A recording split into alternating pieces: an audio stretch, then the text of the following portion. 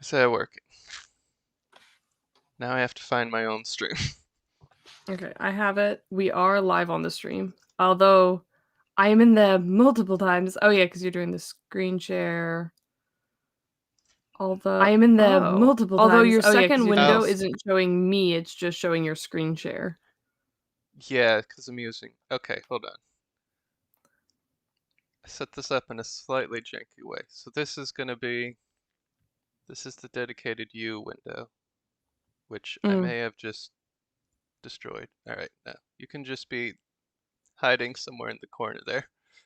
That's fine. Or where do you... Put you up here.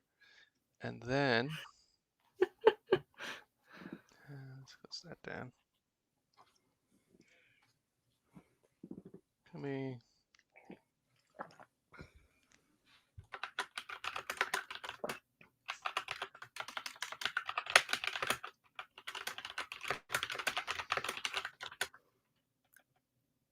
Okay. Let me dual screen here.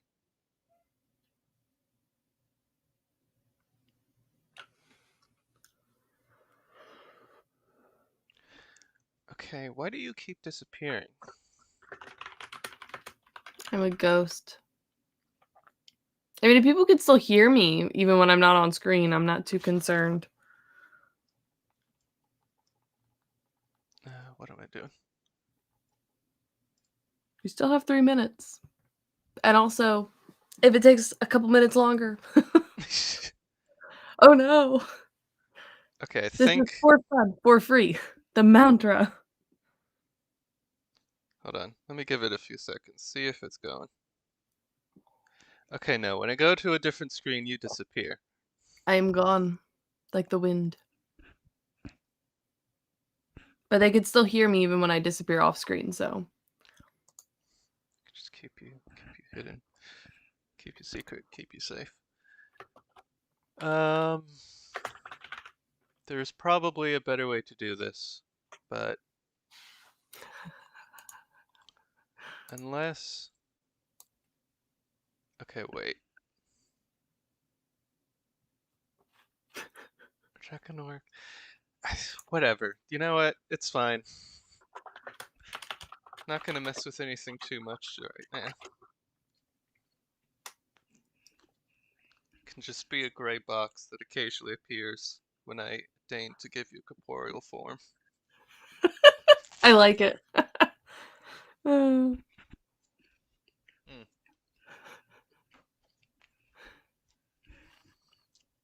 Okay.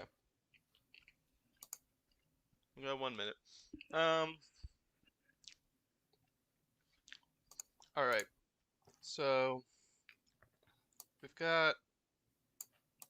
I think we're full up with ideas for all 3 worlds. I'm gonna try and hit all 3, but we shall see. Okay.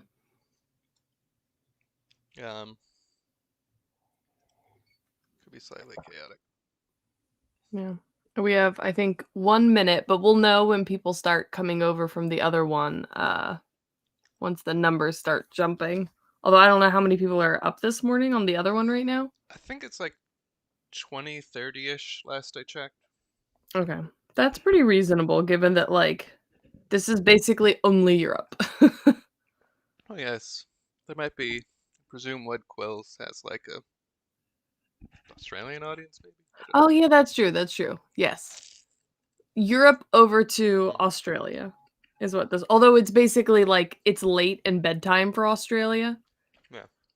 Anyone who tunes in early gets my munching. Oh, I think we might be there.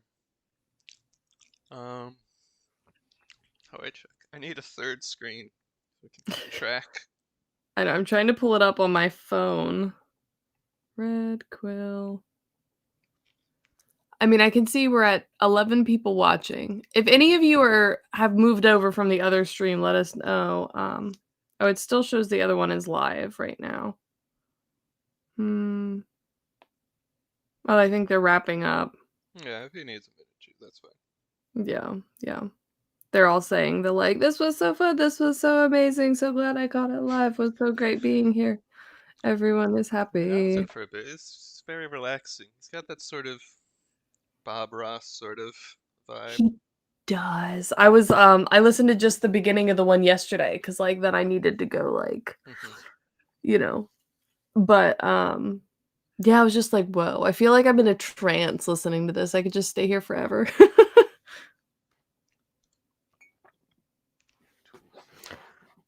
Let's see. Also, good morning, those of you that are already over here, such as hello, Bavalia. Here we are. Oh, it tells us if we actually are up and have the chat open. Yeah.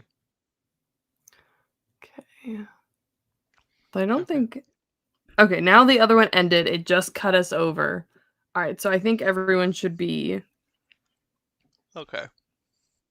Let people settle in for a minute or two. But hello, welcome. I'm Nikolai from Worldbuilding Pasta. It's part of the festival. I don't know how you would have heard about the stream any other way than the festival. Yeah, we got people coming in. All right. Yeah. Pasta, you say? Intriguing. Yes, but the deep lore is, do you know what kind of pasta I am? There's so many options. Mm-hmm. Okay, I think people are more or less in. Yes. So, this is speed world building improv. So the idea is that a bunch of people have like submitted instructions. So we're going to be building 2, possibly 3 worlds today, and we're going to go sort of all the way. We're going to start with like the star systems, the general astronomy, and then work through like the geography, the climate, what side of life is on this world, and eventually we're sort of narrowing down, we're focusing on a specific region, and then like what's their culture like, and so on. And then in the end, we'll sort of flesh out like a single character to sort of like as an like example to sort of express the general themes of the world. Mm-hmm. Oh yes, surprise guest Madeline James, everyone, by the way. I am here in occasionally corporeal form to I don't know. I'm here for the vibes. Yeah, I know. Also, it looks like your cam might be frozen, Nikolai. What is happening? Um, did I screw it up somehow? Yeah. Well, you play with that. Yes, Jake, I am in fact up early. Uh wait, this is early for you at 10 a.m.? This is actually less early for me than it is for you then, Jake, because I normally wake up at 5:30 during the week to get my kids up and get them to school and dropped off and then get back home to start work. Like so this is only like Okay, 30 wait. minutes early for me. Let me Um disable it here. Yeah. The life of having small children. Like I have to drop my son off by 7 a.m. So I have to get up early to get them ready. Sometimes I snooze until 5:45 and then we're bustling trying to get them Okay, dropped off on time. I think I got me back. You might have disappeared. No, you're sort of. All right, whatever. Hiding in your corner again. Mm. All right. Video good now. Audio reasonably good. Can you all hear us both?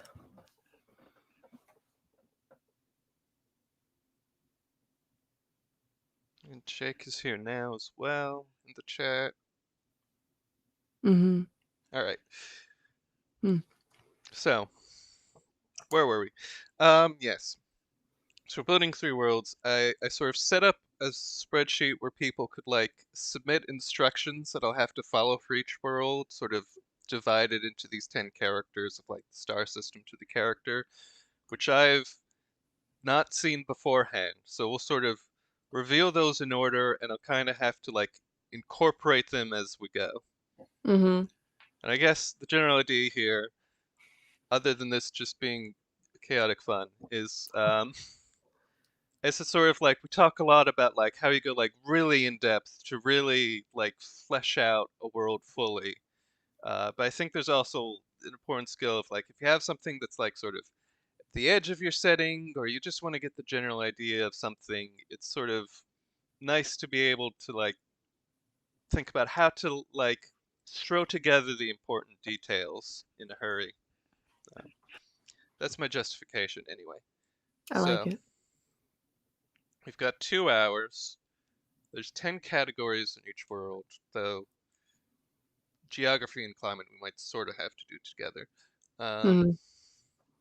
So spend like 5-ish minutes on each. We might be able to get through all three. We'll just see how it goes. I have not rehearsed. Wait live. All right. I'll do this on a second screen. So we'll start off with astronomy, general Mm-hmm. thing. And our first suggestion for World 1 comes from Noah. Some of these, this is like a mix of like some people from other channels, some people from my Patreon, and then some people just from the general public. I have not Mm-hmm. kept track of who's who. So, sorry about that. All right, we're starting out. Noah says, a close binary of early G-type stars, one slightly more massive than the Sun. A warm, hot gas giant is the only world to orbit inwards of the habitable planet. All right, so we're going with sort of a hot. So let's get ourselves set up here. Let's get a nice bit of space to work with. Get a nice, slightly off black background. Slightly off black. That's what I like. This is a big tip I got from my partners. You always want to be slightly off black and off white. All right. So 2 G-type stars. So I'm gonna pull up my handy dandy world building spreadsheet where I've tried to put together as much of the math you need to do this necessary. So we want one a little bit bigger than the Sun. I don't quite know where G-type goes to, but let's go with 1.06 and 0.93. That might be dipping into K-type, I don't know. But yes, 2 stars.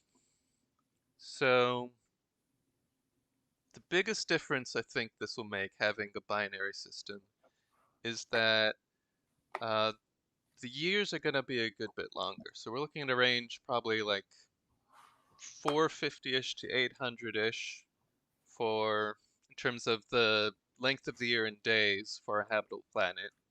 So longer years might influence the climate culture in various ways. Hmm. And then the other thing that you might get with binary planets, I've seen in a few papers, is you might get very strong like Milankovitch cycles, like variations in the like axial tilt and eccentricity. It might be more of a thing for like distant binaries. I don't know. It's tidal dynamics, which confuses and terrifies me, as it should any sane individual. Yeah, fair. So we want our only like inner planet is gonna be. Do we want a hot or a warm Jupiter? Do we want it blazing Hmm. hot, or do we want people to be able to actually go there? I don't know what the astronomy looks like for hot Jupiters, but let's see. All right, Jupiter. Let's make it biggish. 600 Earth masses, bit on the big end. Mm-hmm. What's our habitable range here?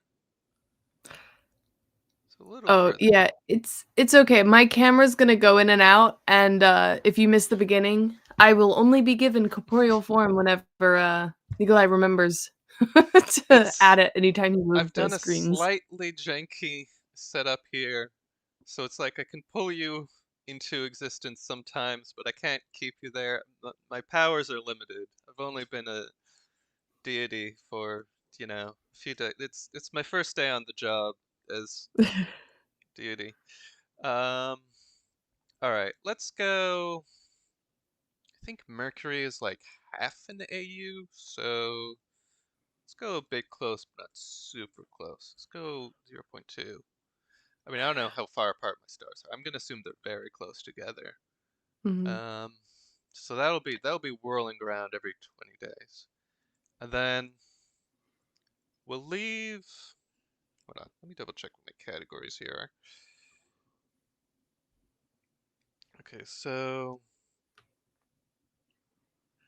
I mean, for planet, um, do you want a planet or a moon? Ooh, I have a moon. You want a moon. So I like moon. let's say something a bit smaller, something a little more Neptune. Wow, that's bigger than Neptune, but planet. Generally speaking, if you want something fairly similar to Earth, our first planet, I've told people to go a bit tame, something vaguely similar to Earth, and then Mhm. for worlds 2 and 3, we might go a bit more out there. Mhm. If we want to go similar to Earth, you generally want to be towards the inner edge of the habitable zone. A lot of people, they put it in the middle, and the problem is to be habitable there, you need like 100, 1,000 times more CO2, which is not Mm. so great for humans. Um, so let's say, all right, let's say 1.45-ish. Gives us about a 450 day year. Um, should be equilibrium temp is a bit higher than Earth, I think, so that's probably fine. And then let's just throw a couple other things in the outer system while we're here. Let's do something like a bit more Saturn sized. Like, do I want it close or do I want to actually, I'm gonna put a slightly smaller body, just not too far away. Something a bit Mm. in our Mars type zone. I mean, we're not really gonna come back to these, but I just like to have the vibes. Yeah. Um, could be at like 7-ish. I might be making a bit tight in the outer system here, but I think we're fine. And then I don't know, just a couple of ice balls. Why not? Yeah. So sort of space things out nicely. No warnings. So let's just to keep track of everything. So let's like sketch this out. So that's not. We've got two stars, very close binary stars. One slightly bigger than the other. We've got a like hot Jupiter in a very close orbit. We've got a um, sort of smallish gas giant in the habitable zone, and there it's probably gonna be sort of bluish white or blue with white clouds. You might have sulfur clouds, it might be more orangey, but I like blue. Mhm. And then it's gonna be some kind of smallish, kind of Mars-like planet, and then uh, something like Saturn, and then just a couple of ice balls. So that's their sort of. All right, we'll say that one's fast rotating because I didn't make it a circle properly. Um, so that's our basic vibe for a solar system. So maybe in the future they can like check out the Mars-like planet, check out the moons here. But because we've made it a moon, that means, oh, hold on, gotta get my very nice, slightly off black. That's not how copying works.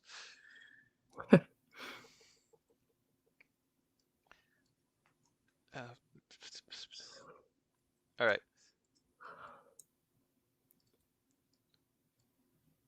So we've got a sort of Neptune-sized planet. I feel like I'm spending a bit of a while here, and I'm gonna pay for that later, but we're steaming ahead. Hmm. Uh-huh. So, let's give us...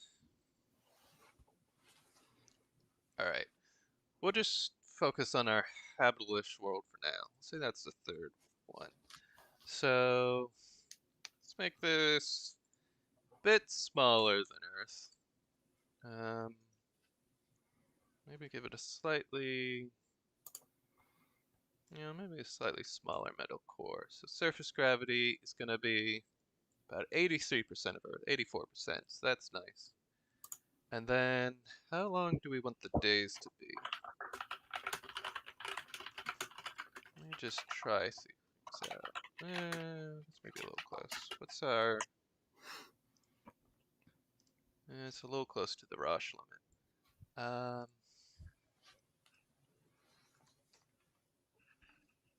Okay. So like 1.6 times the day length. I think that's nice.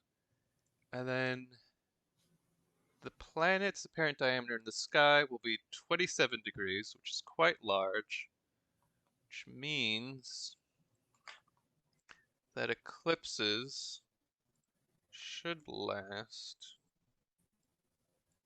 uh,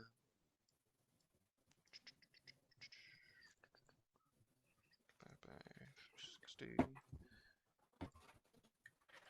Let me know if this volume's a little better for people. I angled my mic a little bit away from me. So if this is better, let me know. People were saying my volume was a little high. I think you're okay to me, but I have no way to tell. All right.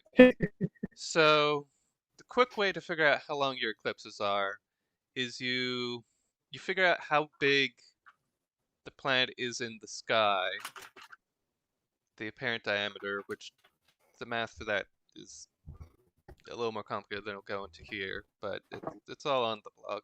Find it there.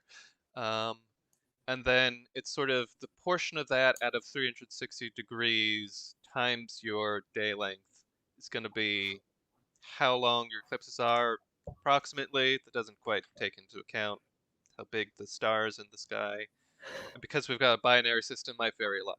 But we're looking at almost 3 hour eclipses, which, depending on how we set up inclination, that might happen like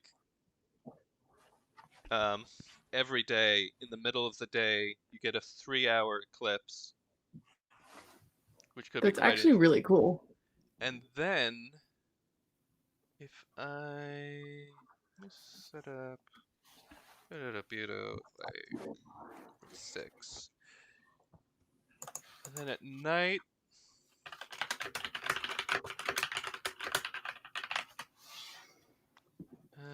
what am I missing here? Oh, I think I need these. What did we say? 1.05, 1.06, 0.93.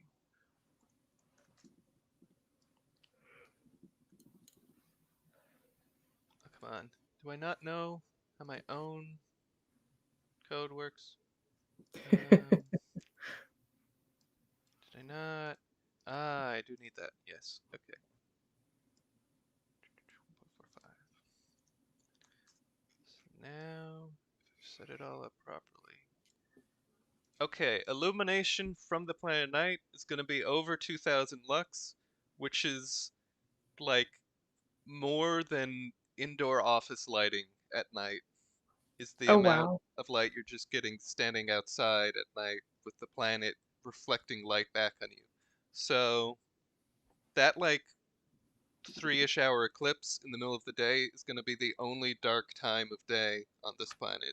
The rest of the time it's either or this is all on like, we'll assume it's tidal locked to the planet. So there's like one half that's always facing the planet and one half that's away. So on that like outer half, it's just a planet, it's whatever, boring day and night. But on the side facing the planet, it will be like bright at day, still fairly bright at night just from how much light is bouncing off the planet. And then 3 hours in the middle of the day, you just suddenly get blackness from the eclipse. If we're assuming it's at low inclination, which will have implications for the climate, but I've eaten up 20 minutes. All right, let's let's go on to the Okay. And if you glacial. Yeah. and if you want me to read instructions, just let me know. I did pull the spreadsheet up. All right, that might be easier to do rather than me tracking like my three different screens here. Um, there'll be other moons around this planet they could visit, but I think it's time to move on. Um, Okay. So, yeah, are you ready for the global geography prompt then? yeah, which comes to us from Bevilia, who I think is in Yes. chat. Yes. This is from Bavalia, and the instruction is a major supercontinent divided by a Himalayas style massive mountain range. All right, seems pretty straightforward. Hmm. So, um, seas, what darker seas? Or, yeah, let's go with that. Um, I have a whole color palette set up with nice topography colors. I think this color palette is on Wikipedia somewhere. I can find the link at some point. So, one of the implications, if we're in a moon and we want to be at like low inclination relative to the planet's orbits so that we get eclipses every day rather than being like our moon where current passes above and below our shadow at different points. That means it's going to be very effectively a very low axial tilt. So like the poles are gonna we're gonna have pretty large ice caps and not really much in the way of seasons. So it's probably gonna be safer for us if we put our supercontinent somewhere in the middle latitudes. Or it's a supercontinent. It can be big. We can extend it up over the North Pole here. Don't know if that really matches up. That's our general supercontinent. Let's just make the coastlines. Nope. This is pro tip for using a program like this. If you set the second brush to 0 opacity, you can just click and right click as an eraser, which is how I like to Yeah. do all my coastlines and such like. So we're having a Himalayan mountain range. So we're gonna have like a big mountain range like that. Big mountain range. This is where we get our modern the like Appalachians in America, the Atlas in Morocco, and like the Highlands in like Scotland or so on. It's all from one big mountain range in the middle of Pangaea. So we've got something like that going on. And what you often get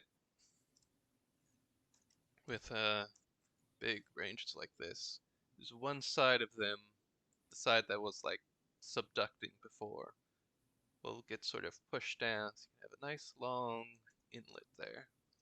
Mm. Just mess up these coasts a bit. Blah blah blah blah blah.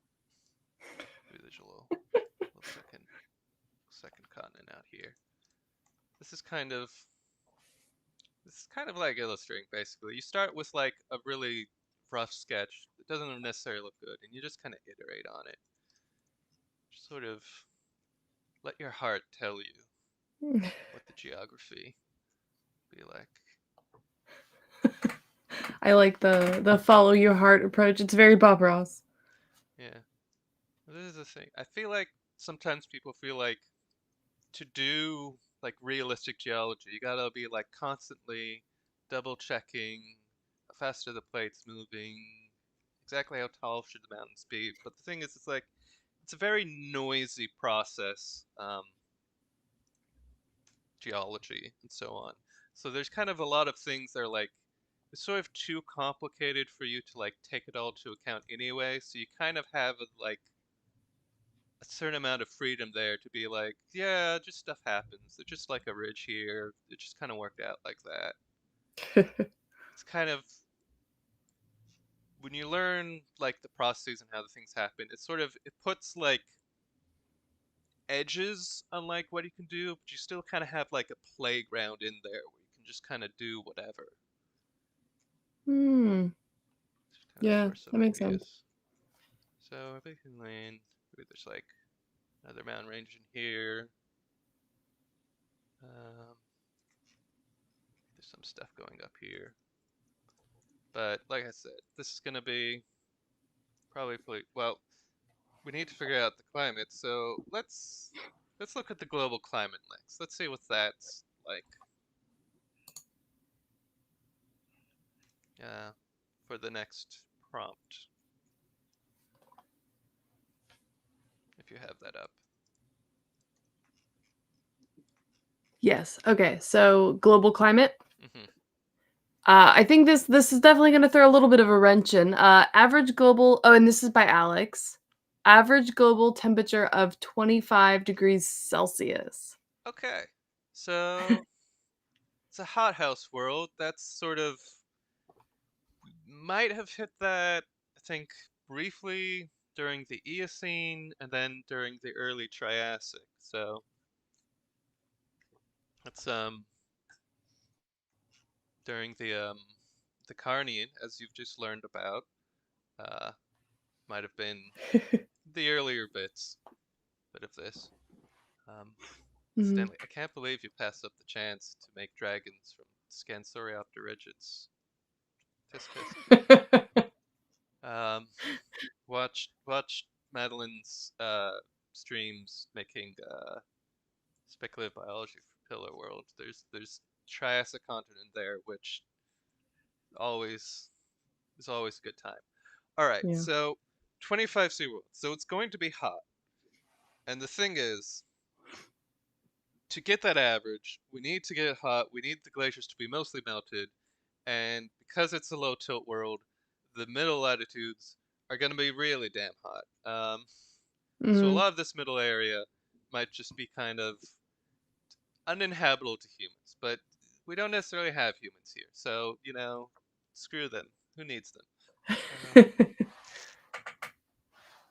So let's just get a general vibe of the climate here. Let's do like kind of a moisture.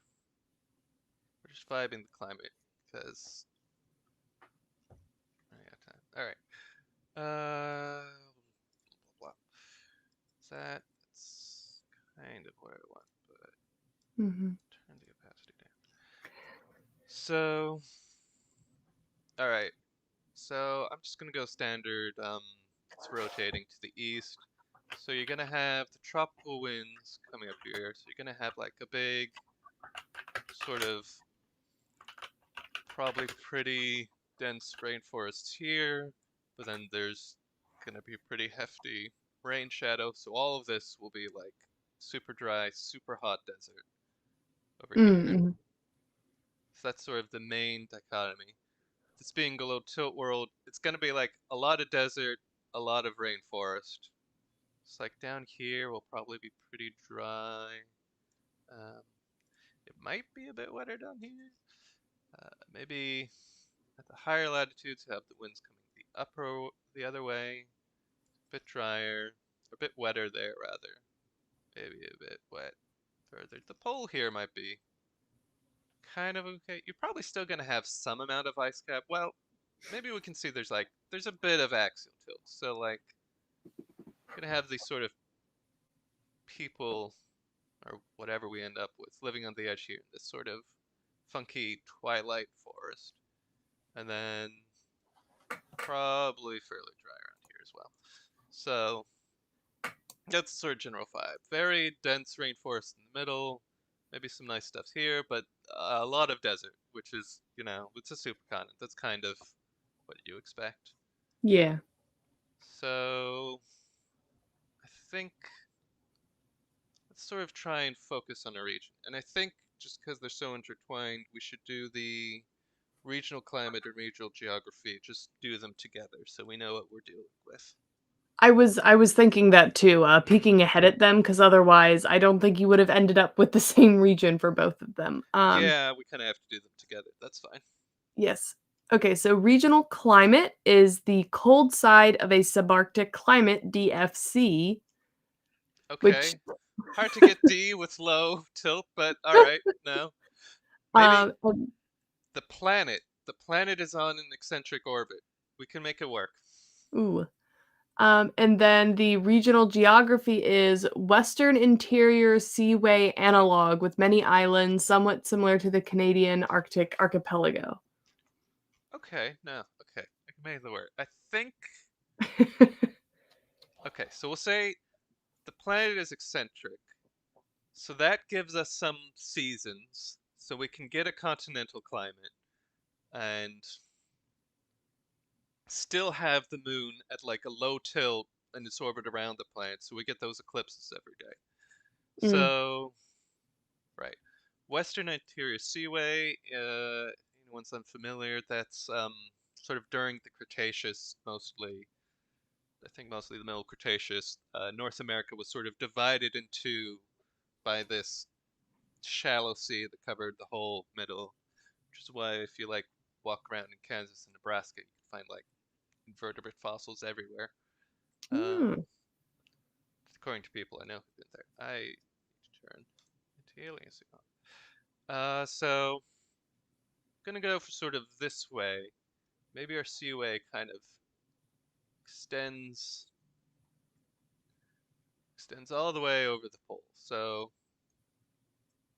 maybe let me use a separate color here. So this is all shallow sea. And they're living in this sort of funky sort of twilight zone. Um, so I don't remember who narrated the Twilight Zone. I was gonna make a joke off of that, but I got nothing. So there's gonna be various little islands. Just let your heart tell you where the island should be. It's sort of gonna extend over the pole, which I'm not sure the polar distortion is gonna be kind to this, but you know, it's fine. Yeah. Just lots of little islands living up there.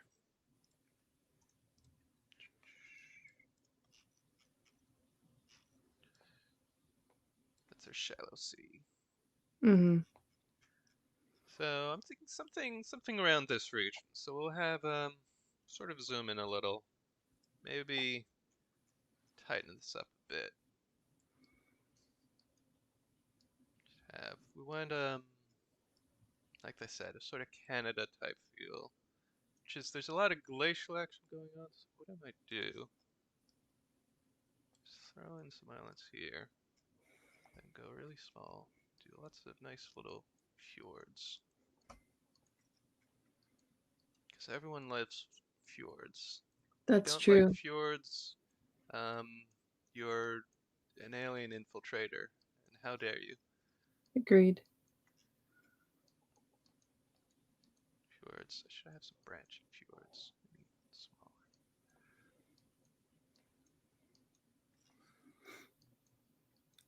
Very nice. Let's do a red quills type stream, just nicely. Chat about our fjords. Chat about all the pens we're using. I'm using a mouse. It's a GeForce mouse. I don't think that makes a difference. Alright. So gonna be, let's say, fairly hilly in the interior here. Not gonna worry about that area too much, but you know, nice fjords. That's the vibe. Nice, happy little fjords. And we can have some kind of Viking stuff going on there, but we haven't got to culture yet. We'll get there. Hmm. What's our next category? We need to get into Uh, biology. All right, yes. let's do Right. biosphere biology. Who lives here? Okay. This is by Corinna, and it is Alternation of generations and metamorphosis are prevalent. Significant sexual dimorphism and other forms of polymorphism. Okay, I like that. There's a lot going on there, but I like it. Okay. Do you know about alternation of generations? I have no idea what that means. It's something that a lot of plants do. I don't think there are any animals. Maybe they're like ants or something do it, but it's their whole thing. It's like rather than like having the same process of like development and like childhood maturity every generation, they sort of alternate from one to the other. So let me do a quick sketch so people get the idea of it. So you have like one generation, which is some kind of planty thing, and it has like your standard like two sets of every chromosome, and then they sort of do what we do, and they split their chromosomes to make sex cells, but then rather than like doing the sex and all that, they just create a totally different offspring organism which has just one set of each chromosome. And then these will mature, and they can be like a totally different uh, form. Like if you ferns are sort of the classic example of this, where we know like one version of ferns, which is like one of these generations, and then the others are these like little heart-shaped plants that sort of like sit in the undergrowth that look like completely different from the other forms. So then these will like make like sex cells, which then meet up with some other cell from somewhere else, and then they'll actually undergo sexual reproduction and then make that original form again. That is fascinating.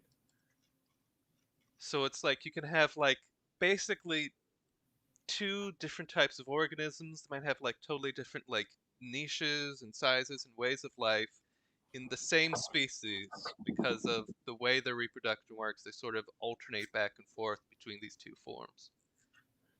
Um, Someone is asking why would a plant do this? And also, would it be like the corpse flower that has multiple non-flower growths then does a flower? I think a lot of plants they do effectively do something like that where it's like rather than being totally separate organisms, they have like just a section of the plant which is a sort of different.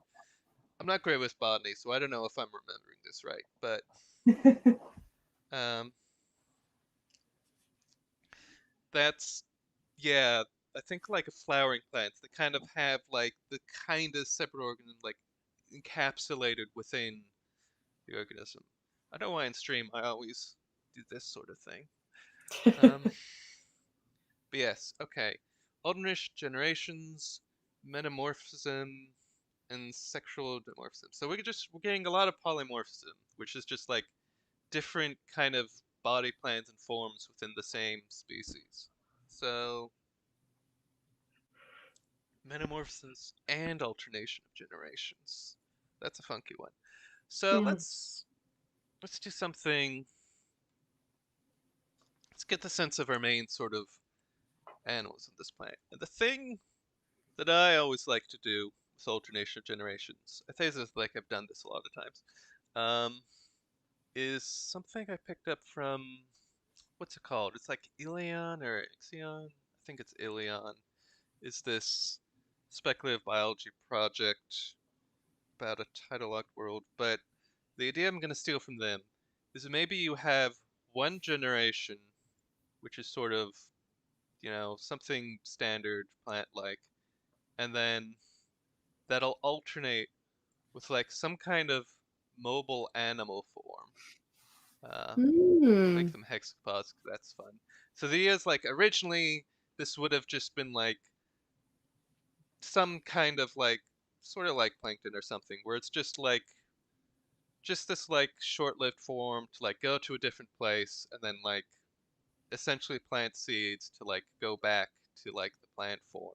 But over like eons of like evolution and so on, you ended up with this form becoming like bigger, more independent, and they start eating and so on. So it's like you alternate between like a form that like so it's like imagine if like you had children and there were just like trees that you planted in your garden and you brought people around and saying, "Here's the kids. Aren't they aren't their leaves nice and lush?" And then they would like drop seeds at something which would like grow into an animal and then there's your grandchildren. Um, Epic. so that's fun. Do something like that. We'll say these guys are hexapods because everyone loves hexapods.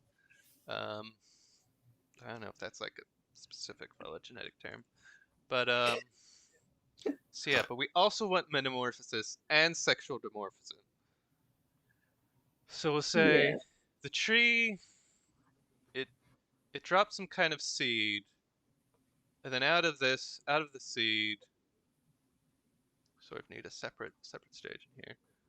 Will grow these sort of wriggly, snaky forms, or maybe like they're tadpoles or something, and they just sort of like get washed with the water. They're like very tiny spores or seeds, and then they Mm. grow in the water as these little snaky tadpole guys, and then eventually they like develop legs.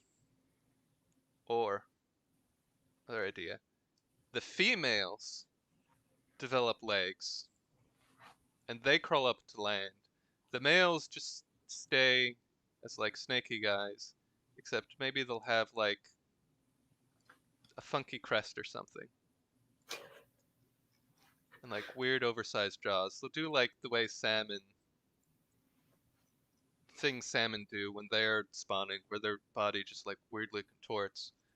So Mm. then it's like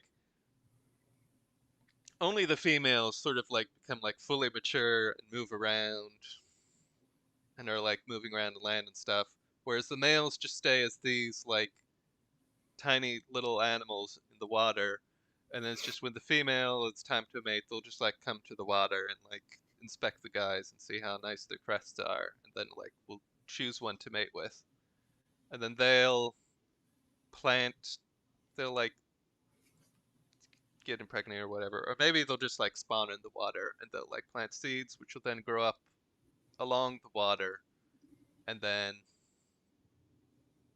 so this is like a wetland plant, I'm guessing, and that'll be the next generation. And we have this whole slightly complicated. So there's like basically like 3 or 4 different forms here, which are all one species at like different stages of its lifetime. Mm.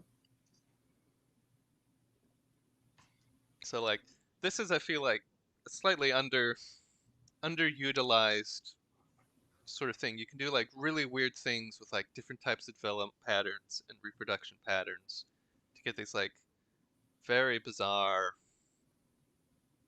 uh, combination of traits Yeah. that I think could be like you could do really interesting things if that like turns up in like a sapient species, which we should get to with our next prompt, this species Um, biology. So now we're gonna have sapient, sophont, whatever you want to call it, species that will live on this world, and then we'll figure out their culture. So what's the next prompt there? so the next one we have global society and regional society. It's species biology would be next. Oh, didn't we? Oh, we didn't already read that one. For some reason, I thought we already read it because we were doing them in pairs. Wow. Okay. Yes. Species biology from Jake is reproductive cycle like many armadillos with delayed implantation and polyembryony. Okay, I don't know much about armadillos. Let's look into that. Oh, Uh, my screen. Where did I put my hello? There we are. Let me do a research stream. Then just look up polyembryony specifically. I don't want to see the turmo or embryos developing from a single fertilized egg. Okay, I guess that works here, sort of, because our embryos are becoming trees. Yeah. And then what's the deal with armadillos? Delayed implantation. Okay, so is it like they fertilize the egg, but then rather than immediately developing into an embryo, um, they they sort of hold on to it for a while before they do it. So maybe that could kind of work here, where it's sort of that's the way they disperse. So rather than like spawning in the water, throw out that idea. The or maybe that can be something that happens with other organisms, but these guys do it a little differently, where they do this, they spawn, and then they sort of move to a different area, and then they try and spawn their tree guys in a different water body, and that's going to be sort of part of their success in dispersal, where they're like tend towards being very nomadic, where it's like once they have been inseminated or whatever you call it, they have an urge to like move on to a different region to sort of plant their tree children in a different water body. Okay. That's gonna give them this. It's sort of be a major stage in their life. So that's the idea of how that works. Let's maybe think about exactly. All right. So we're working with hexapods. And usually, what people like to do with hexapods is the first two pairs of legs turn into the manipulators. But let's try and do something different. So, say they have a kind of roundish basic body plan, and then they'll have four legs, or back legs, and four legs. And then I want the middle pair of legs. These are going to be our manipulators. If only I could draw. Um, and then we could do a regular head, but what if... How do I want to arrange this? What if they have like two kind of heads? So there's one head on the bottom here, which sort of has their feeding bits and sort of their nasal, their scent glands, and then a sort of a second stalk up here, which has like a cluster of eyes and then some sort of oral organs. Mm. I thought I could draw a mouse, but I don't think I can. But I have an alternate setup, so then got a little fluffy ear things going on here, and then little eyes, and then like I like different legs.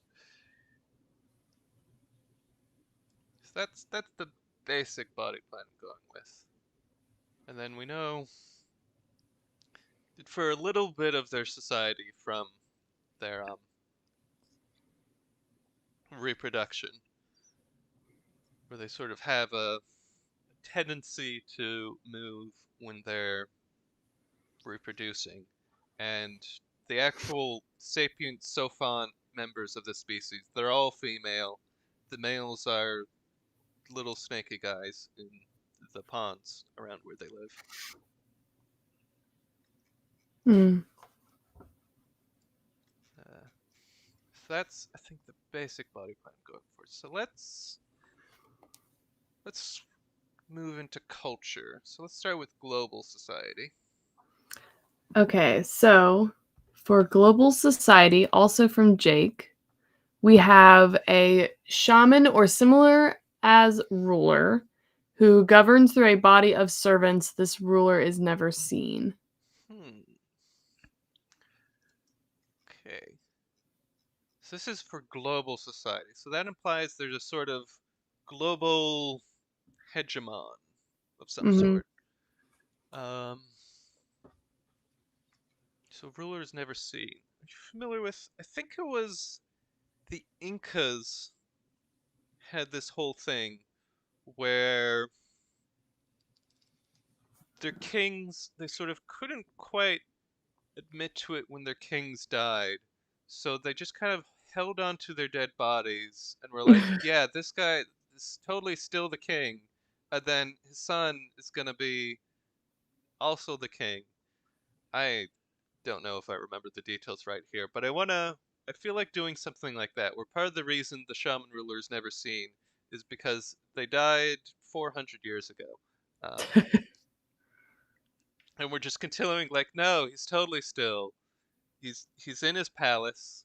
His palace is gonna be um, in the mountains, in the foothills of the mountains. Here Mhm. is the totally immortal shaman king. And then he'll have like, maybe his descendants are still around. It's like, oh yes, we are also the immortal shaman kings. We are ruling over. So they've sort of conquered the planet. Everyone everywhere gives tribute to the immortal shaman king Mhm. who lives in the mountains. We said they're sort of a semi-nomadic society.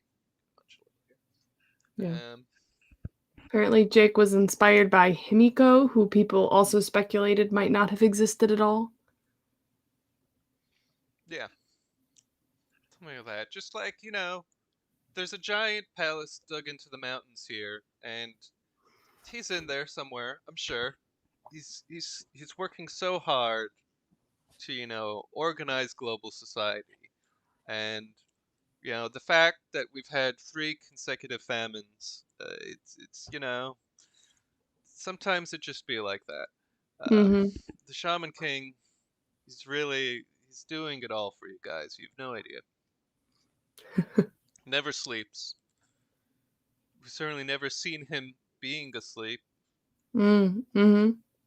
Um, so he rules over society. So that's sort of the imperial core, we'll say, is like this big valley here. And then these guys are sort of the region we're focusing. They're sort of an outlying region, but they're still under the yoke of the Shaman King. Mhm. Um, but there's maybe sort of settled cities here, but maybe up here they still sort of keep to the semi-nomadic lifestyle, except because they're living in fjords, they're going in boats. But to figure out more about them, I think we have to go into regional society, which is the next Yes. prompt.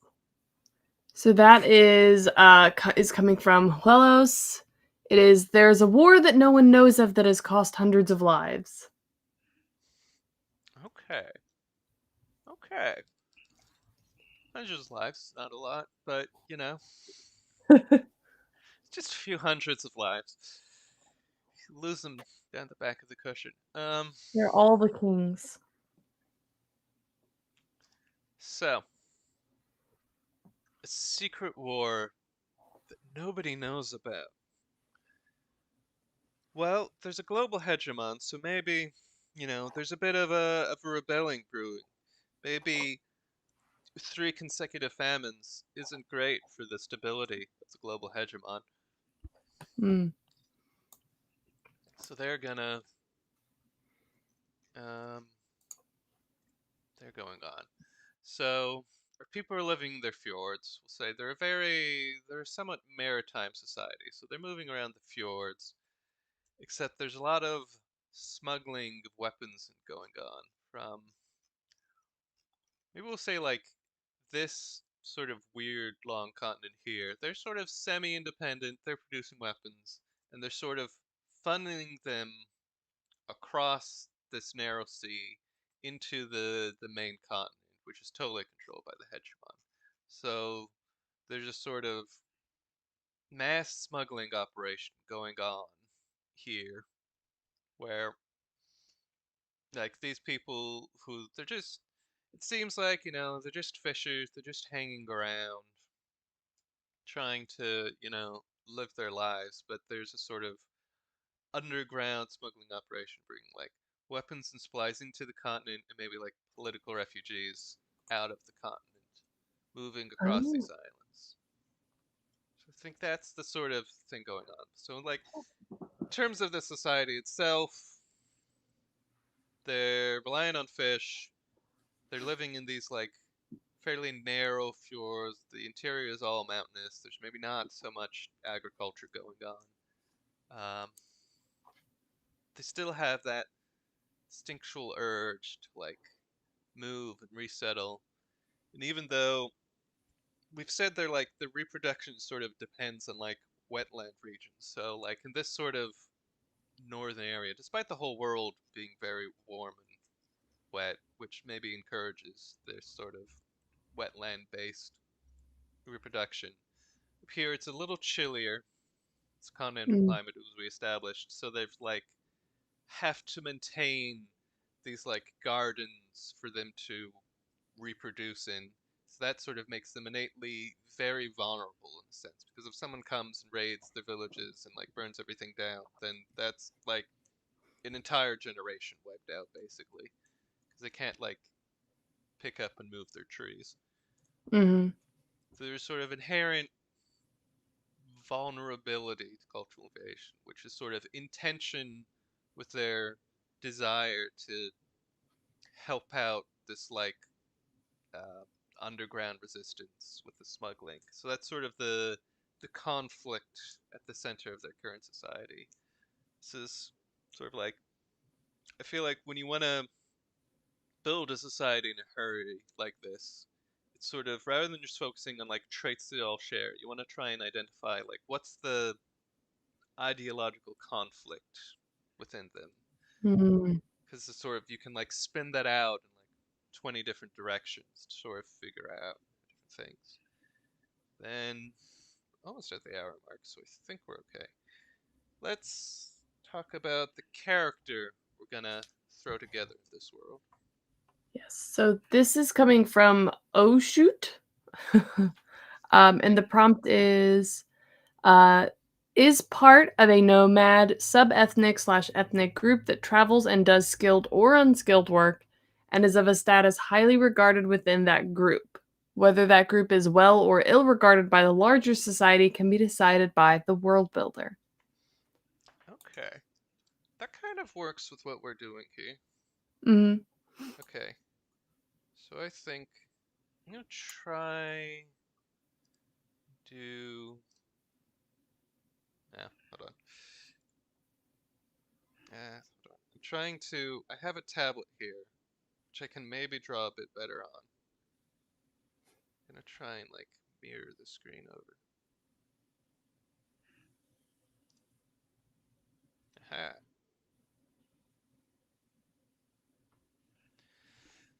All right. Can I draw any better on tablet? Let's take bets. That's good. I don't know all the uh, pins here. So we've established our basic sort of hexapodal body plan here. We've kind of established, I don't know, there's some ridgy stuff going on at the front. They have dual heads, so there's a sort of, let me do sort of, they've got a sort of feeding and scenting head at the bottom here. Hmm. There's little sensory bits. And then, I should have had more breakfast today. Then my hands would be steadier, which I believe was one lesson we picked up from red quills. And like I said, I've got a second sensory head with like some nice funky little ears, which I'm not sure really works at this scale, but you know, I like them. I've made them, the head's quite small relative to the body. But yeah, and then Just outlining the basic body. I've made them a little more squat than I originally did, but I can vibe with that. Mm-hmm. Someone's voting for 4 ears.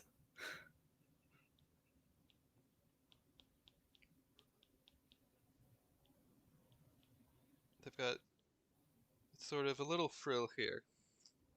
This is what they like to compliment each other on. It's like, well, your ears are looking very frilly today. And then it's actually the middle limbs, which are the manipulators. I've gone with very vertebrate-like limbs here, but you know, we're in a herd. It's fine. Although Mm-hmm. maybe I should get a bit more creative with the hands. Just regular hands. They've got like 2 pairs of claws. That's how their hands work. I've been trying to learn to draw more lately, but as you can tell, it's a process. I feel you.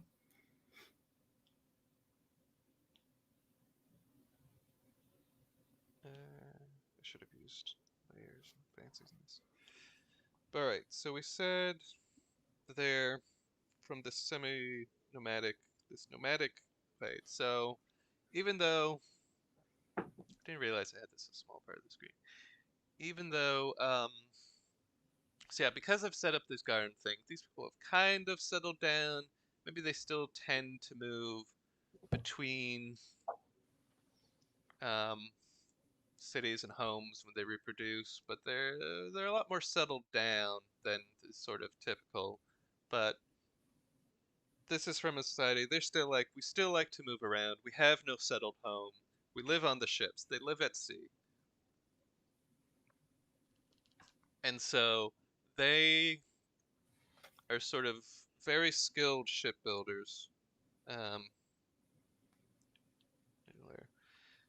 and they're and that's sort of part of their craft that they're well regarded for. But that also means they get like really sort of wrapped up in this general smuggling operation. Some nice tassels. Wearing some kind of rug or something. You're the one who just studied clothing, so I'm not sure I'm gonna have quite the level of knowledge. Well, we haven't really worked out what their plans and so on are, so who knows where Yes, this I'm will not end up. entirely sure. It's got some nice rug thing going on the back. I Then like that. something maybe they like to enhance the sense more. They like to like attach some kind of feathery thing. It's like Mm. little tassels they wear in bands around their head. Even more frilly.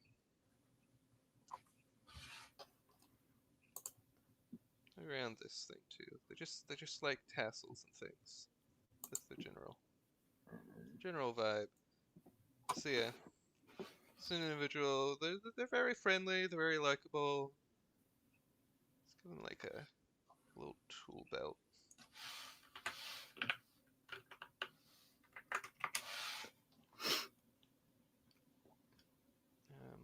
What do tools look like? Mm-hmm.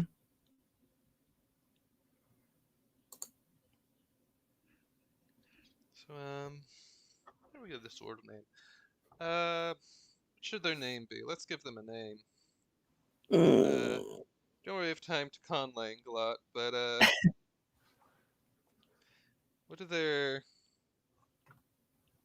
vocalizations look like? Let's say, just to complicate this whole head structure even more, say they have like a lot of like breathing tools, breathing holes, not tools, Mm. around their front. And that's how they breathe. It's what we've got for one head, they've got like split up all along the front here.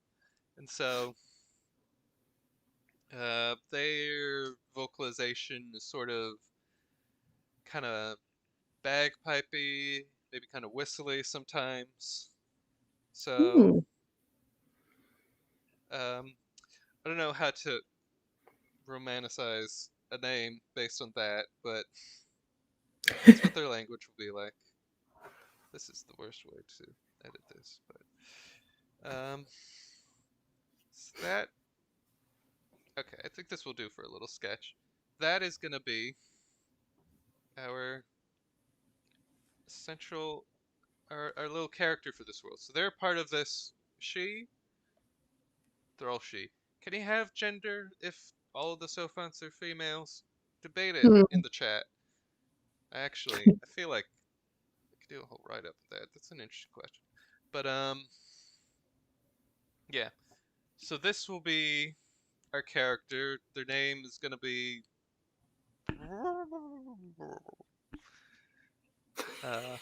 figure out how to write that down. I like it. I like Jake's it. in the chat. The conlang. I'm sure they can figure it out. Um, Oh yeah, there could be social gender roles for sure. Yeah, even if there's not biological ones. yeah. Um, we'll stick with she for. So they're maybe on the younger side. They like to work on ships. They like fix them up. But every now and then there's like bits of cargo coming on the ship that the person in charge says, "Don't look into those. You don't want to go into there." And then maybe one day they hear a voice softly crying, or whatever their equivalent of crying is, um, inside one of the crates. And they have to look in, and that sends them into a plot because it turns out, oh, it's one of the servants from within the shaman's palace, and they know the truth that there's something that the people don't know about the shaman who has supposedly been in control for 400 years. So yeah, so that's a sort of, I think you get the idea here. It's like putting together the basic details and just sort of iterating on that to sort of, no, my iPad turned off. Um, oh no, we lost blue. But we do have the name for in the chat in Oh, IPA, so let me check here.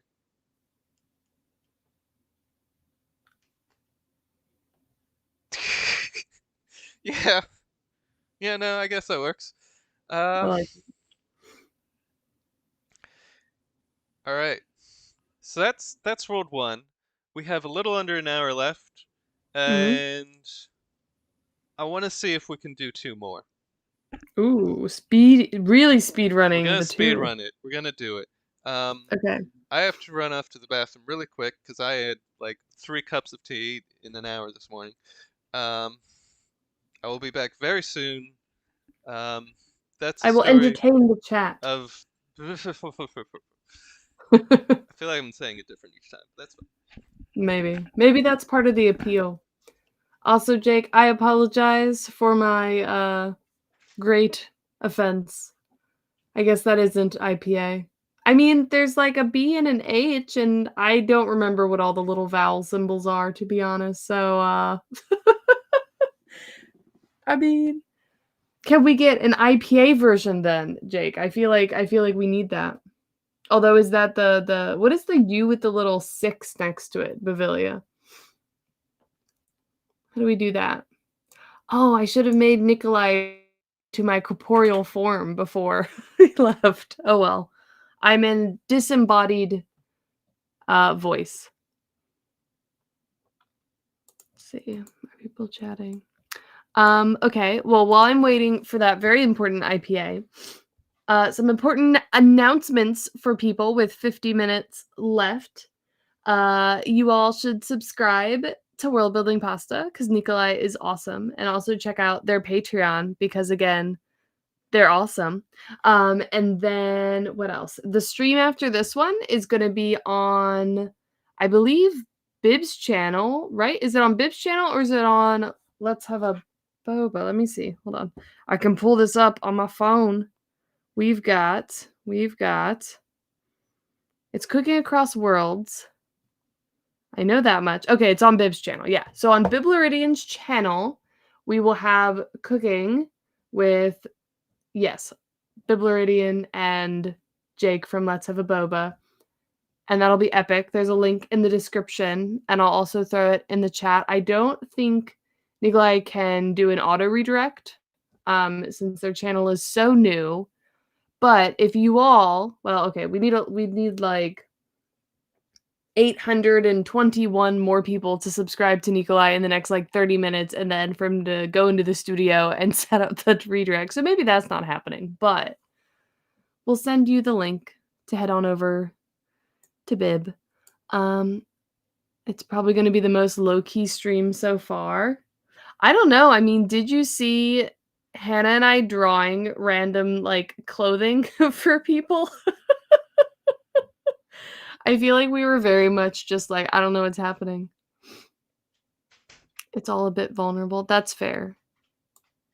Low-key is good. And remember our weekend's mantra, Jake. All right. This is all for free. And it's for fun. Pull you back into corporeal form for a minute. Oh, welcome. We have the actual IPA now, which... Oh, I kind of like it. Yeah. It vibes pretty hard, to be honest. Oh. Fueled up. Got my gamer fuel. I'm corporeal! Think bar. Okay. Pulled you back into solid form. All right. We have got 48 minutes, 24 minutes per world. I think we can do it. Do you believe in me? Yes. You Are you should. ready Let's for go. World 2 Astronomy? Is going to be a habitable world on the outskirts of a spiral galaxy. Okay. Outskirts of a spiral galaxy. It isn't necessarily. Well, maybe it's it'll be a fairly low metallicity system, so no gas giants. Let's go with a smallish. Ooh, do we want to commit to tidal locking at this early stage? That might be dangerous. Let's see if there's anything that contradicts with that. Oh, wow. The global climate is going to be interesting. You might need that for astronomy. Okay. I'll say no tidal locking necessarily just yet. So let's go with like K-type star. I think what's a tidal locking? That's not very helpful. Did I design this wrong? Oh, it's because it's needs to be like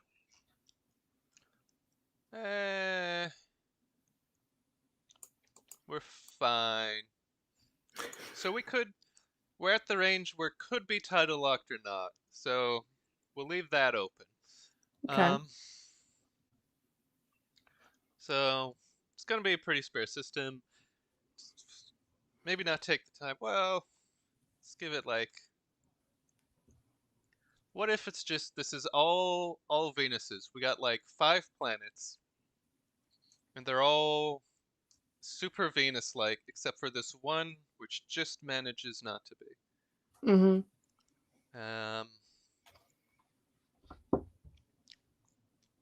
Let's make this one look a little on the big side. That's not that big.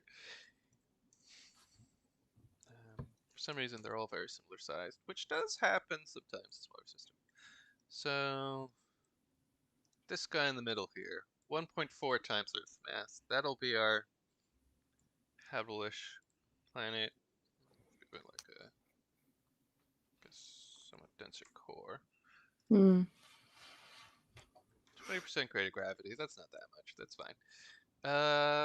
Put it towards the inner edge again. 0.49. It's gonna have 144 days, years, 145-ish. And I won't put these over it exactly, but we'll say they're all in a resonance chain. So this one orbits in like half the time. This one in a quarter of time. This one maybe 3 times. That's something you see a lot in inner systems around stars. Mm. And We they're do all have we hmm? do have agreement in the chat that it might be good to read ahead to the global climate one as it has impact on astronomy, but up to you. All right, all right, all right. Let's read global climate. What's the deal? Okay. Global climate is ultra Milankovitch cycle world with large oscillation in the orbital eccentricity and axial tilt.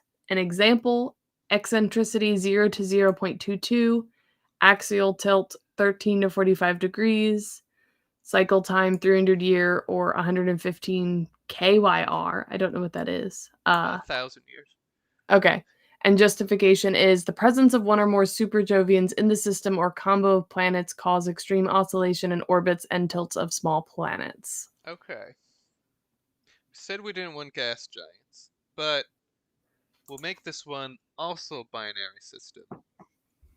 But the second star is a bit further out outside the system, but it's sort of at a high inclination relative to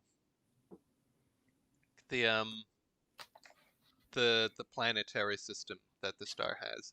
And that tends to like really mess with the orbits a lot. So yeah, you can get a lot of like weird um Milankovitch cycles like that where the eccentricity changes, the axial tilt changes. 300 years is pretty quick, but Mm, you could probably dial it in, make it happen. So that's going to impact on if both eccentricity and obliquity are changing. The thing is, the ways your like eccentricity and obliquity seasons align can give you these very asymmetric climates on your worlds, where mm, like one hemisphere is like a hellscape, where like summers are like 80 degrees Celsius and then winters are like -40, whereas the other hemisphere it's just kind of fine year long because like when you're close to the star, you're kind of angled away for it, and then when you're far away, you're like angled towards it. So you end up kind of balancing out. But if you're having these cycles where everything's changing, then like this can like alternate between hemispheres.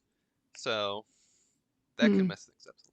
Let's do People are also asking about a tadpole slash horseshoe orbit question mark, or the that's Kudov-Lizoi effect with not giving it a moon for more instability, something like that.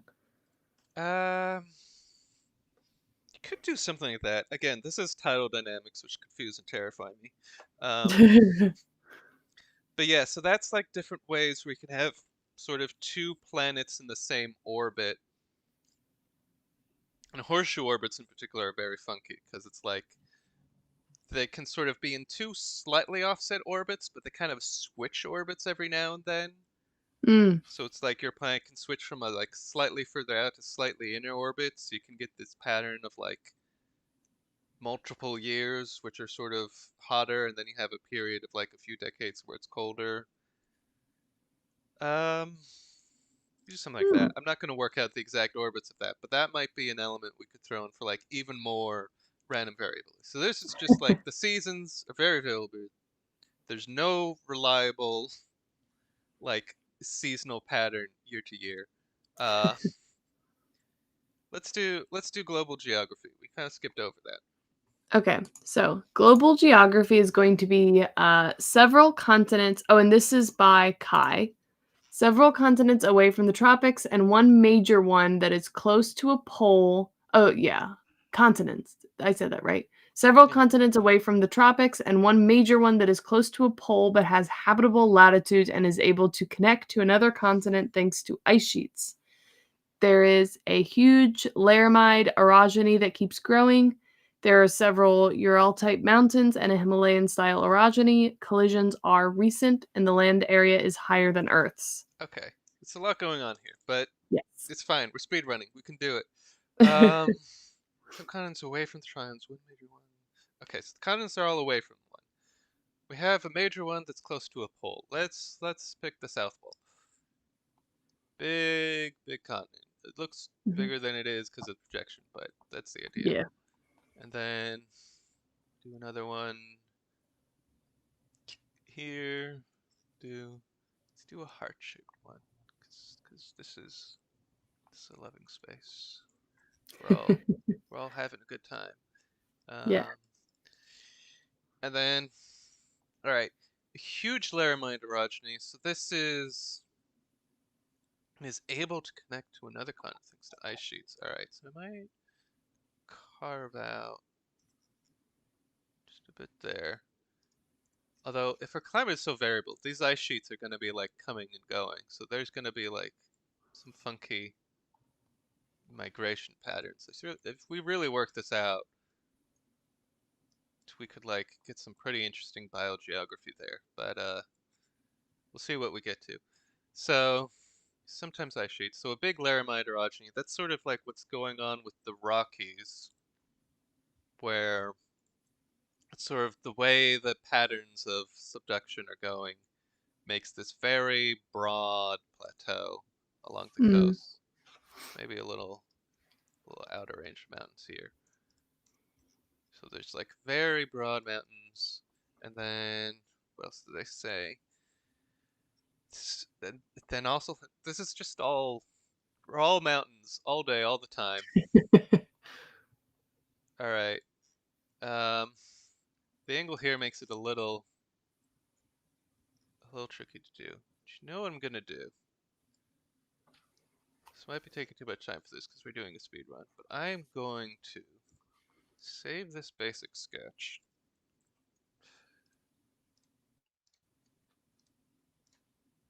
Then find my desktop. Where'd I put it? Here it is. Let's pull out G projector.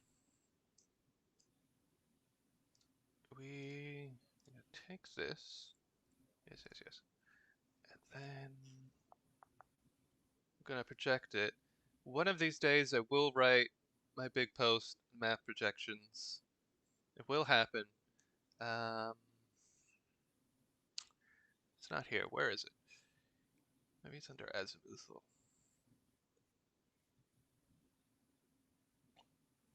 Azimuthal equal area. That's what we want. We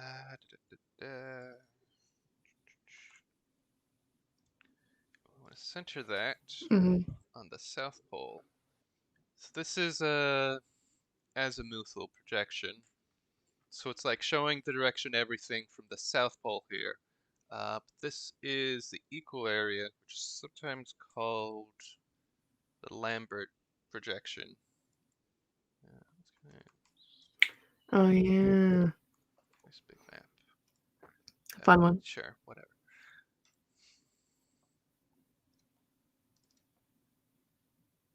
So it lets us work with this a bit better, and I have way overdrawn this continent.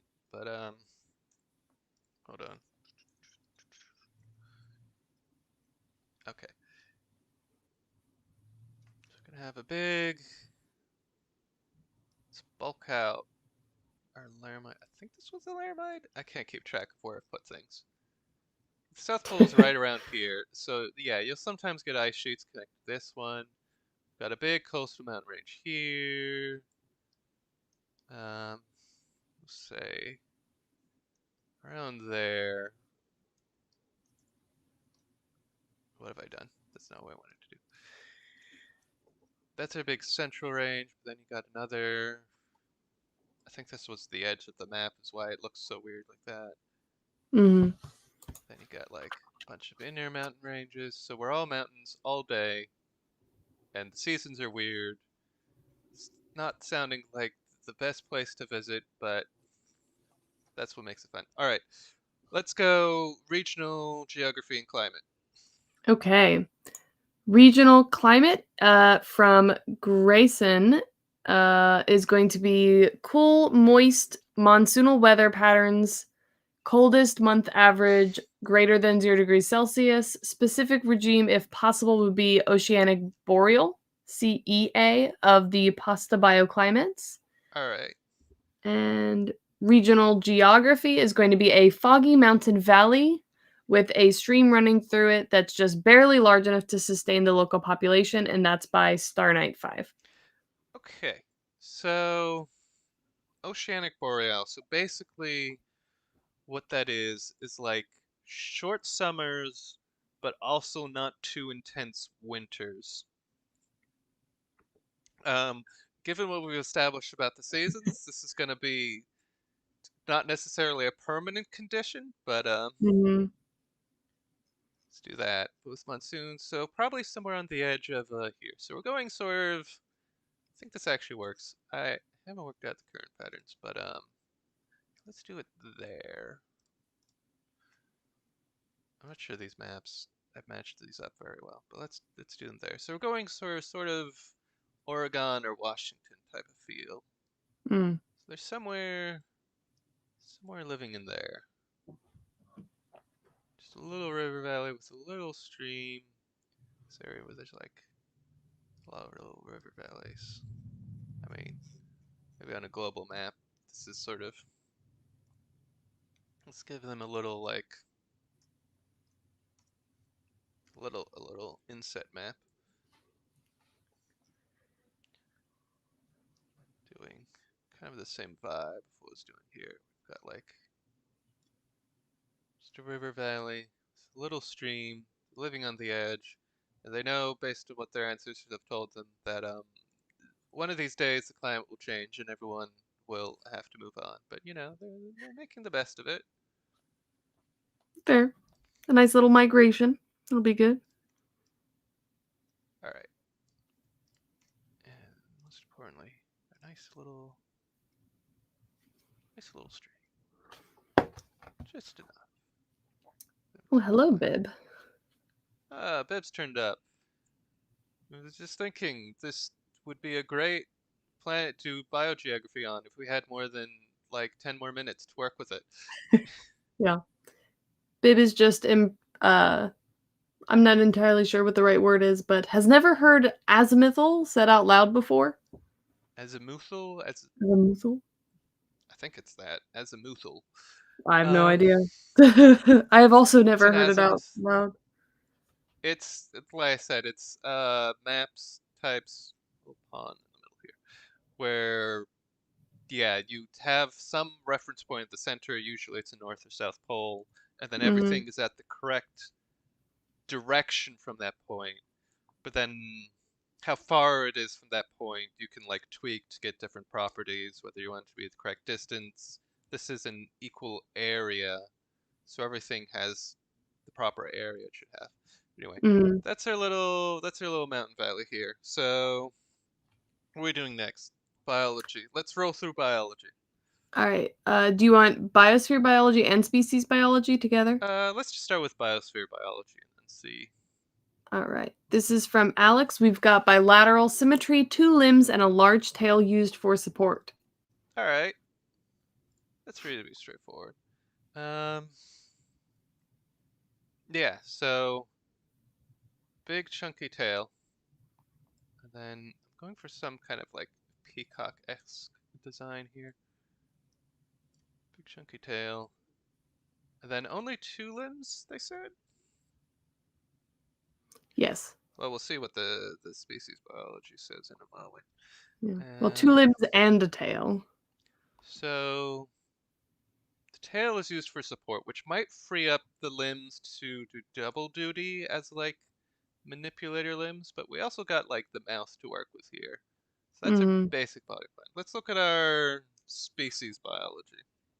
So this is from Oh Shoot again. We've got the species has a parasitic reproductive system. Think parasitic wasps, where they insert an egg into a chosen animal, the egg gestating and growing inside until it hatches out into the equivalent of a toddler slash young child. Okay.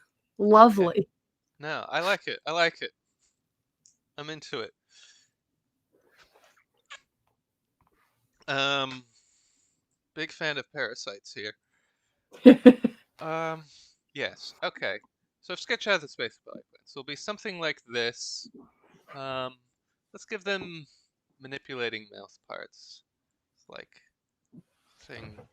Bib would know what the proper term for that is, but just mouth bits that Manipulate. And then yeah, we'll say there's like a second other species, which are these big, chunky guys. Thinking something like the Everyone's Red Expedition by Barlow. Thinking sort of like the big skid guys. Mm-hmm. And then they have, let's give them like four eyes. And then they have their own little feety mouth bits. And then, you know, in their past, they sort of like, again, would like paralyze these guys and insert their embryos and then just have a good time and move on. But at this current period, we'll say there's more of a bit more husbandry going on, where they're raising them. Maybe they have them for food, but then they like keep them around and raise them, and then implant their children in it, and that's like a major part of their agriculture. And like in this little isolated mountain valley, that might be difficult to keep up a big herd of them, so they're going to be kind of quite limited in population, but they'll make it work. So this is going to be their major sort of, can be like a food animal, a beast of burden, but also they implant their children with it, and it's horrific and off-putting, but that's the way they live. They think it's Mm-hmm. beautiful. Let's Mm-hmm. look at global society. So this is from Puelos. We have the morals and cultural values are basically opposite to what is standard. Well, what is standard? I don't know. I Hmm. mean, I would think standard is not implanting your children into other creatures. So, I mean, I think, we're already in the right direction. Eh, eh. Uh, okay. Opposite to standard. There's a lot of ways we could go with that. Might will have Mhm. time to ponder it, but I wanna. Okay. What if this is what the low class does, where they implant their children in animals, but the high class, they need a better incubator for their children. So they implant their children into lower class members of the same species. And Ooh. but because of some long existing class structure, religion, or so on, this is considered honorable if you're a lower class to be chosen to have some rich guy's children implanted into you to eat you from the inside. So you walk into a village and they're all excited and like, oh yeah, George from down the street, he's been chosen to be eaten alive. Isn't it so exciting? So happy for him.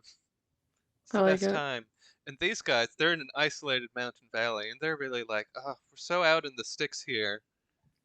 No one ever comes around to implant their children into us. It's a really sad state of affairs.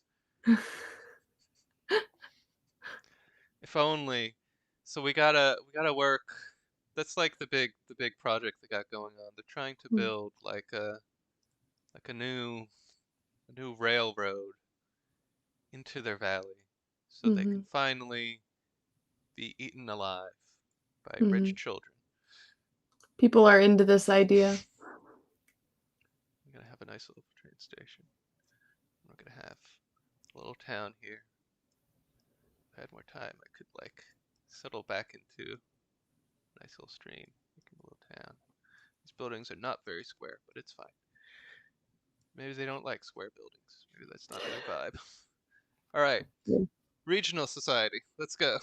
Regional society is from Jake, and this is there's a blight affecting the main energy providing crop for the culture, leading to structural change. Hmm. Okay. Should we interpret energy type crop to be some kind of vegetation, or should it be Hmm. these guys? Ooh. Because if these guys have some sickness going around, we'll say it's like something like a fungus. They don't have actual fungus, but something like that that's like affecting them, and now they're getting all like oh, they're getting like weird gross. What's going on? I They're like it. getting weird palette spots, and you're like, what's going I on? vibe. And like, maybe they can find alternative food sources and stuff, but where are they gonna implant their children? Mm. So it's like they're going to population decline. They're like, should we like implant children in each other? And it's like, no, that's not what we do. We're not worthy of implanting our children into each other to eat our friends from the inside out. So I there's like it. there's a tension there where it's like no one's been able to like breed properly for like maybe 10 or 12 or something, however many years now, and they're like, what is gonna happen to us in the future? We'll become. They've like just built this rail line in, but it's like, will we still be here in another generation or two, or are we dying out as a people? Hmm. All right. So let's now do our character. This is the potential to get very dark. This is from Bavilia. Uh, we are following a character at the bottom of the socioeconomic totem pole in a region of high prosperity. All right. This is not a region of high prosperity here, but I think we can make this work because we just had this rail line in. Mm, So we'll sort of bend the rules for a little. So who we're following, who will be our main character here? I don't think I have time to really set up the iPad and sketch this out properly, but sort of mm. going by this template, there'll be a slightly younger. The tail is a bit ragged. They were sick as a youth. They've got some sort of leggy legs. That is a terrible line. All right.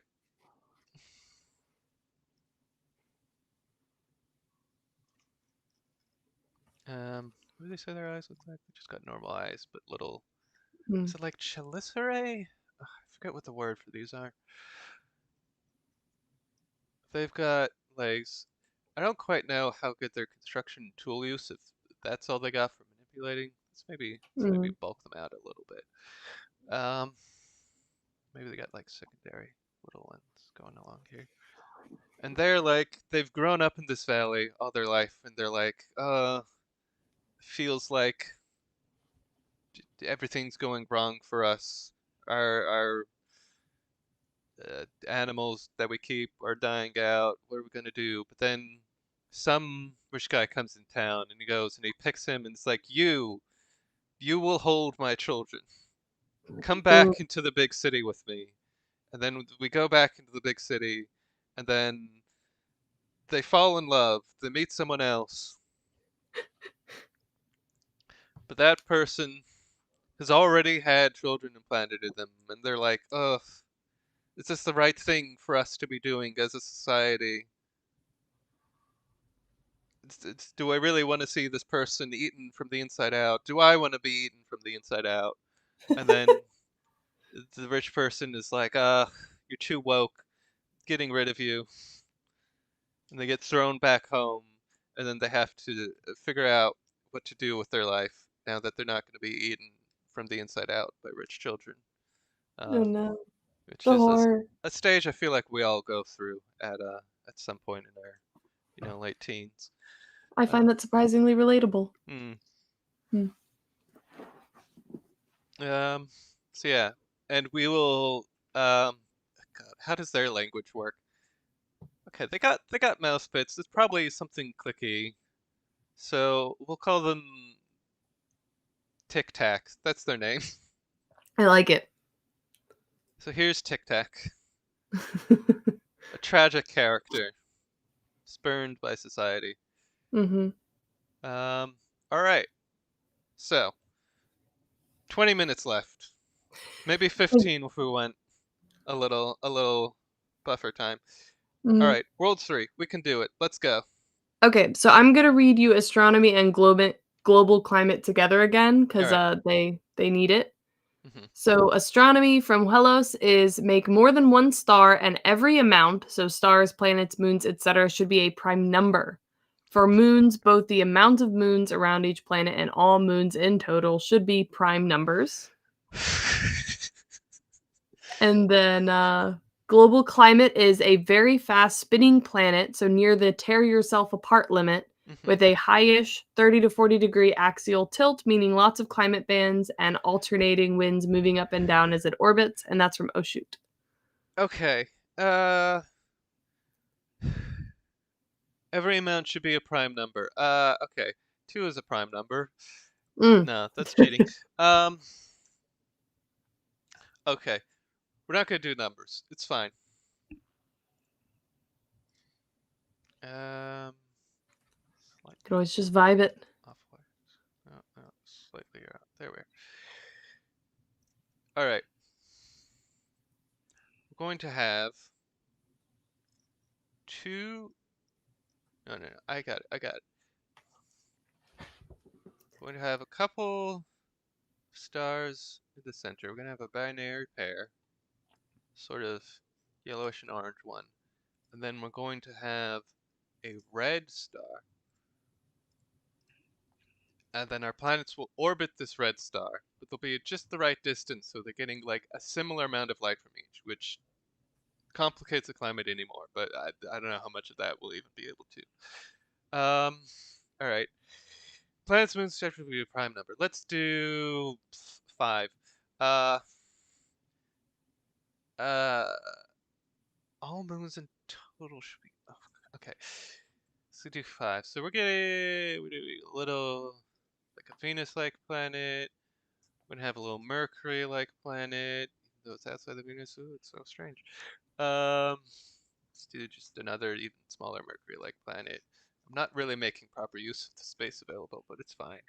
Mm. Um, I have a habitable world. It's a chunky habitable world. It's the super Earth. It's like 4 times the mass. Mm. And then one more is just some kind of ice ball, or make it like a Neptune-ish planet. Then moons. Um, let's go 2 moons here. That's not the right tool. You're gonna have 2 moons, and then you are going to have 3 moons, one of which might be Mars-like, might be habitable. Who knows? We'll have to go check. And then just 2 other little ice balls, and Mm. that's 5 moons, 2 and 3, 5 planets, all prime numbers, I think. Perfect.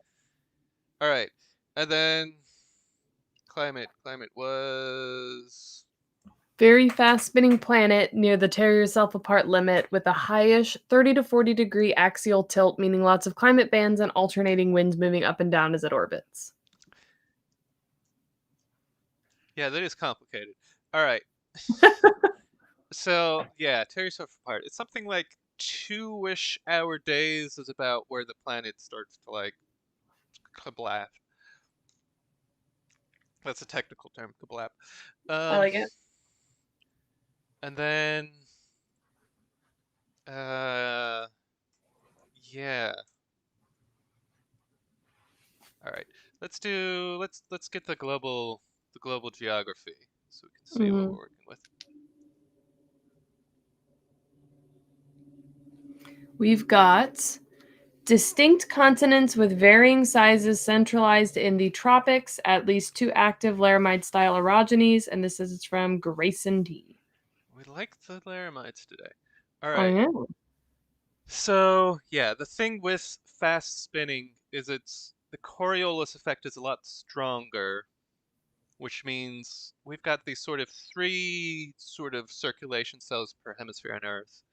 But here it's gonna be like, I don't know, like a dozen or 20 of them, or at that point it's not even really distinct circulation cells. And that also means like the transport of heat towards the poles is a lot weaker.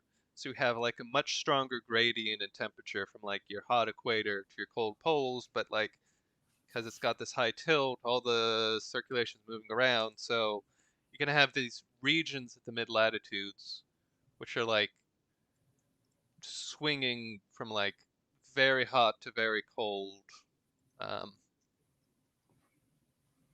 every season. Hmm. There's a lot, and I think when I like tried to model one of these, there were like places in the tropics where it was like enough cloud cover that you might start to like inhibit photosynthesis because there's just so little cloud-free skies. Because of like Oh. you've got these like very narrow bands of clouds that are like sort of sticking around. All right. Um, Centralized in the tropics. All right. So uh, this guy, this guy is out of here. That is the wrong color. We went tropical continents. Laramides. I have not worked out the tectonics at all here, but you know, maybe there's a supercontinent here, and sort of everything is kind of moving away from that, so we can have sort of a sort of big mountains here. Said at least two. No, everywhere has Rocky Mountains. It just kind of coincidentally worked out that way. This guy also has Rocky Mountains. Lots of wide mountain ranges. All right, 13 minutes. Let's go. Regional geography and climate. Regional climate, tropical rainforest from Star Night 5. Regional geography by Jay Cholkin is at near the top of a mountain plateau of one of those equatorial continents where the oxygen levels are barely enough to survive. Tropical forests on top of mountains with barely enough oxygen. Okay. Estimated super gravity is high. The whole planet is just hot. The lowlands, they're basically boiling. But on top of these mountains over here, it's high enough. There's not much oxygen, but it's just cold enough, and it's just and you got a lot of rains coming up from the tropical winds up here. So you've got these sort of highland, weird forests facing into the winds. Uh,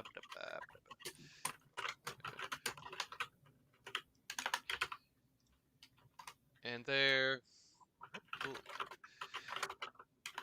and that's where we're living.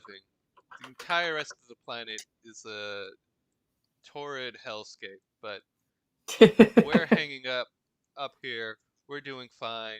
Maybe there's other societies in the other mountains, and we can have like airship travel between them. That could be fun. Ah. But yeah, that's our climate and geography. Let's get into biosphere, to biology.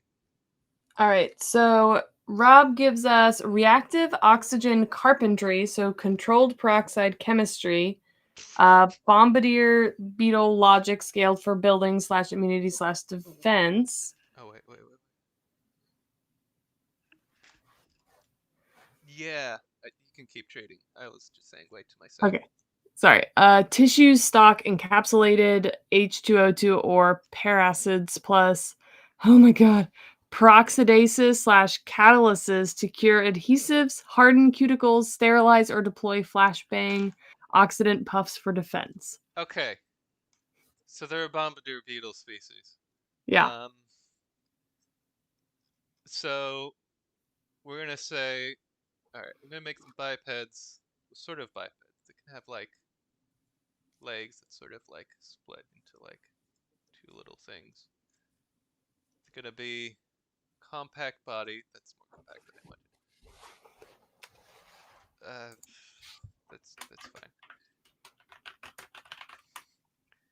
And they have little nozzles around the sides of them to spurt out noxious acids. And that's their sort of defense and attack mechanism. But they also have hard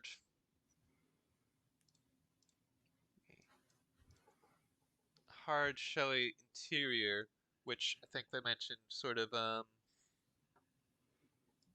the secondary use of these peroxides is it could sort of create this hardened cuticle. I think I'm interpreting that right, which helps Mm-hmm. to defend them. So everything on this planet is just like spraying noxious, burning fluids at each other, and then has to be armored against it. That's like the basic vibe of their biosphere, I and like then it. gives them like their little eyes here. We'll give them 3 eyes. They're like partially got like armored hoods over their eyes to try and protect them from all the burning acids. I haven't really given them manipulators. Maybe the feet can be manipulators. It's fine. Species biology. I like Getting ahead it. of myself. All right. So from Bavilia, we have species has sequential hermaphroditism. Oh, that's nice. That's fun. So that's like they can switch gender at some point in their lives. Um, there's several different ways it can go. Um, Bib in Alien Biospheres talks a lot about like the different implications of how this can work, and I don't remember all the rules that he sort of put together, but I Mm, think it's so we'll say in this society there's like within social groups there's a dominant female which sort of suppresses everyone around them by spitting noxious fluids onto them. Have any of the worlds we've built today been nice to live in? I think the first one was okay. yeah, Uh, this is possible. but then, they're sort of jostling for dominance, and like the males around them can sometimes like overpower them and then start transition into a female themselves, and then they spray noxious fumes on them, and then develop like I don't know, some kind of like fancy crest type deal to like Hmm. represent their dominance. All right, I like it. 7 minutes. Society. Let's go. All right, global society is from Artifexian. We have the governmental system is a mixture of an absolute monarchy and a parliamentary republic where the residing monarchy is viewed as a literal deity. See Meiji Restoration, Japan. Yes. All right. The ruler of this world. This is global society. There's another global government. The ruler of this Mm. world is an empress who rules over everyone with the power of her noxious gases. Um, and they rule over this planet, and they've decided to allow for a a parliament of all males who forms this sort of personal harem, but they can also vote on laws if they feel like it. It's fine. And then, but every now and then there's an upheaval where one of the males in the parliament overthrows them and then becomes the empress themselves. Hmm. Um, all right, regional society. From Huelos, we have they know their star system is filled with prime numbers and have a religion centered around it. They're really into primes. The parliament consists of what's a good prime? 17 male representatives, and they have 3 eyes, so that's good. Um, we'll say they have like 6 of these nozzles, but a religious rite is to have one of them removed so that they have 5, because they're just really into primes. So that one's Mhm. just gouged out of there. Oh no. All right, 5 minutes. Character. All right, from Alex, we have a relatively young individual who, despite the odds, managed to climb from the bottom to somewhere near the top of his or her society. It's one of the males in the harem in the society. He Yes. comes he comes from this end. This is their global center. He grew up somewhere here, but he traveled by airship to the imperial capital. He's in parliament. He's like, "Oh, yes, I'm going to bring reforms. I'm gonna maybe limit how many noxious fluids people can spray in each other each day. But he's blocked at every turn by the Empress, and eventually one point he gets so mad he attacks her and defeats her, and then he's like, "Ooh, do I want to institute reforms and improve society? No, I'll be the Empress now." It was about the corruption brought by power and noxious fumes sprayed out of nozzles I like onto each it. other. Um, it's really it's a very trans positive story. It's a story of Hmm. personal liberation. Um, I like it. Her yes. imperial noxiousness. Okay. Her imperial noxiousness. I, I I don't know how they speak. I didn't give them slurb. Her imperial noxiousness slurb. That's what I we'll like do. it. All right, that's it. That's three worlds. Maybe I'll post all the images I made somewhere so people can look at that if they like. Uh, Try to so remember the names. uh, someone will have put them in IPA in the chat, I'm sure. Uh, all right. 4 minutes left. Next stream after this should be cooking with Biblaridian and Let's Have a Booba. I think I have that right. Yes. Which sounds like Yeah. a good time. I've been doing a lot of cooking content lately. He Hmm. just has a cooking channel, except all the ingredients are like aliens somehow. I don't know. Just idea to consider, Bib. Um, and then in 2 hours, I will be back on Conlangry's channel to put together a naming language, which will be fun because I don't really know much about conlanging, and I hear people talking about it, and I'm like, wow, uvulars, really, It could be wow, you. fricatives. Uh, so I'll try and learn a bit more on that. I've been trying to brush up on my IPA a little bit. Um, Hmm. but yes, and then there's tons of events the whole rest of the day. There's a lot Yes. going on. I think are you returning to Pillow World tonight? Yes. I am returning to Pillar World tonight, which is 11 p.m. UTC, 7 p.m. Eastern Standard Hmm. Time. All right, there's on the playlist. This video will not auto direct because you need 1,000 subscribers to do that, and I just got here. Mm. So you should be able to find. I don't have the stream open, but there should I be in think. the description of the stream. You should find the link to the next video. Yes. I'm also putting it in chat if it'll let me. Yeah, there you Should be go. a moderator. Yes. So that should start in a couple minutes, and I think maybe we'll cut off just a little earlier just to make sure we're not stepping on them. But yeah, Yeah. so that's. I think that was fun. That was pretty good. Yeah. You made it through all three, so like Yes, and we sort of got like a sequence of like to do it. How do you do it in an even stricter amount of time? yeah, yeah. So Escalating speed runs. it's a fun time. At Mhm. least one of these worlds seems like it might have been okay to live on. We got the noxious fumes, which I feel like vibes well with our psychedelic urine from the Oh start. yes, we did even talk about the psychoactives. Ugh, we ran out of time before the most important step.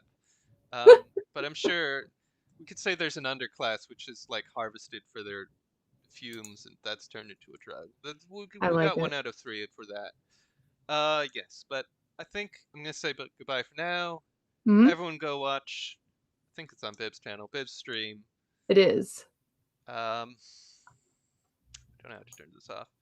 Yes. Have good fun. Bye. I will briefly bring you back out of the void. Say goodbye. Farewell, everyone. Goodbye, Bye. everybody.